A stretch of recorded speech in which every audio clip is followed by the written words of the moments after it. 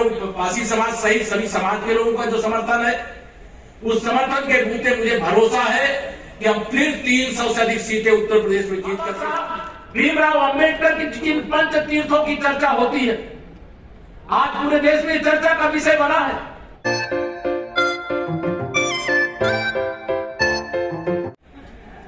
आदर होता है। कभी आप कल्पना करते थे, प्रयागराज में कुंभ का मेला लगा था, मैं प्रयागराज में कुंभ के मेले में था। देश के माननीय प्रधानमंत्री जी 24 करोड़ लोग आए थे वहां नहाने के लिए, लेकिन देश के माननीय प्रधानमंत्री जी भी वहां स्नान करने के लिए गए थे। और स्नान करने के बाद जब एक कार्यक्रम को संबोधित करने के लिए वो आने वाले थे, उस बीच में उन्होंने मेले की इतनी सफाई देखी, देख करके उनका भाव मुझे लगता है कि ऐसा बना कि जिन सफाई कर्मियों के कारण मेरा 24 करोड़ लोग आए और एक भी गंदगी देखने को नहीं मिल रही है, तो उन्होंने किसी और का सम्मान करने की जगह 5 सफाई कर्मचारियों को कुर्सी पर बैठाया और स्वयं जमीन पर बैठ करके उनको सम्मान देने का काम किया, उनका चरण पकड़ने का काम किया। ये सपा बसपा कांग्रेस वाले कर सकते हैं क्या? दिल से किया। बाबा साहब भीमराव अंबेडकर की जिन पंच तीर्थों की चर्चा होती है, आज पूरे देश में चर्चा का विषय बना है, लेकिन उन पंच तीर्थों का विकास किसने किया? माननीय नरेंद्र मोदी जी के आने के बाद ये पंच तीर्थ आज चमक रहे हैं। जैसे चारों धाम पूरे हिंदू समाज के लिए होते हैं, वैसे पंच तीर्थ भी पूरे भारतवासियों के लिए होते हैं। मैं आप सब लोगों के सामने यहां पर यह जरूर कहूंगा कि आप हम सब लोगों के पुरखों ने बहुत लड़ाई लड़ी और उसके बाद आज हमारा स्वतंत्र भारत के नागरिक हैं। हमारे देश में लोकतंत्र है।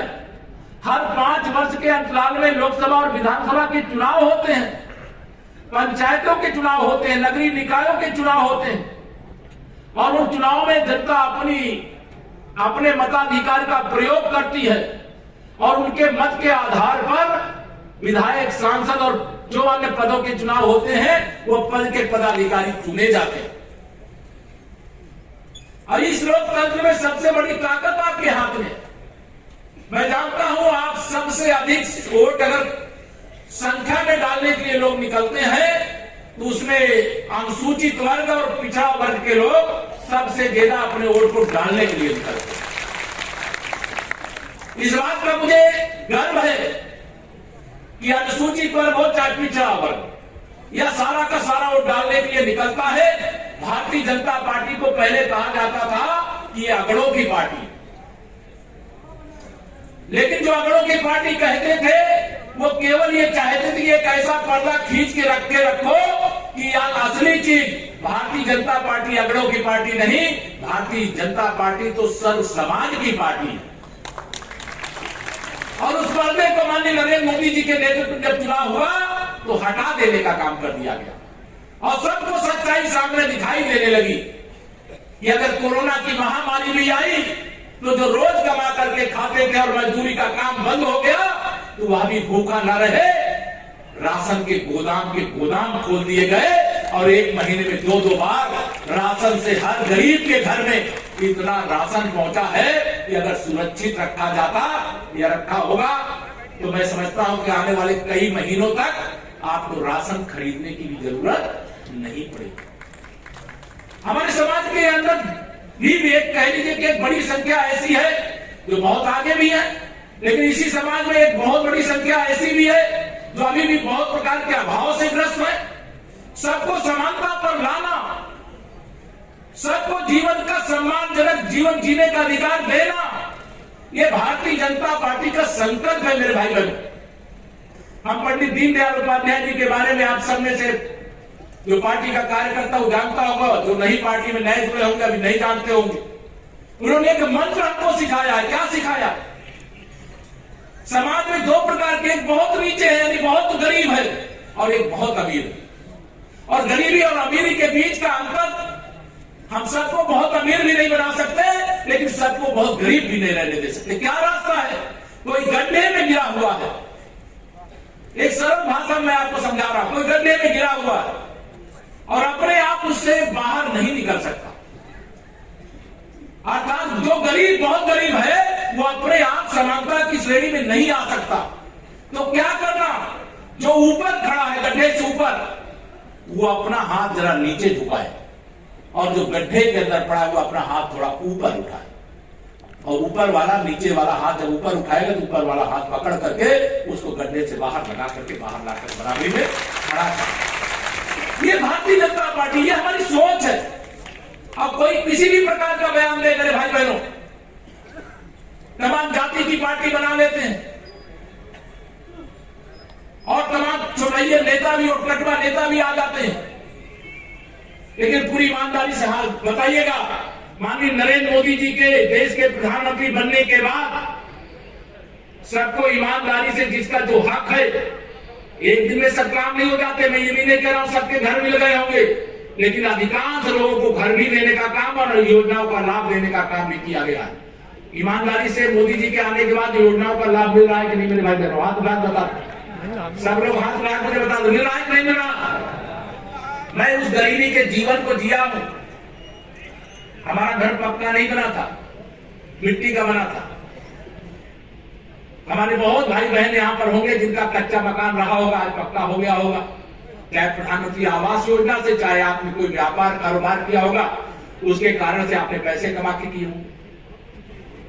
लेकिन ऐसे मोहल्ले हर क्षेत्र गांव में हैं जहां आजादी के बाद आज से 50 साल भी पहले बिजली पहुंच गई होगी, लेकिन गरीब के पास बिजली का कनेक्शन लेने का पैसा नहीं था, तो उसके घर में अंधेरा कभी दूर नहीं हुआ था, उसके घर में डिबिया तब भी जलती रही।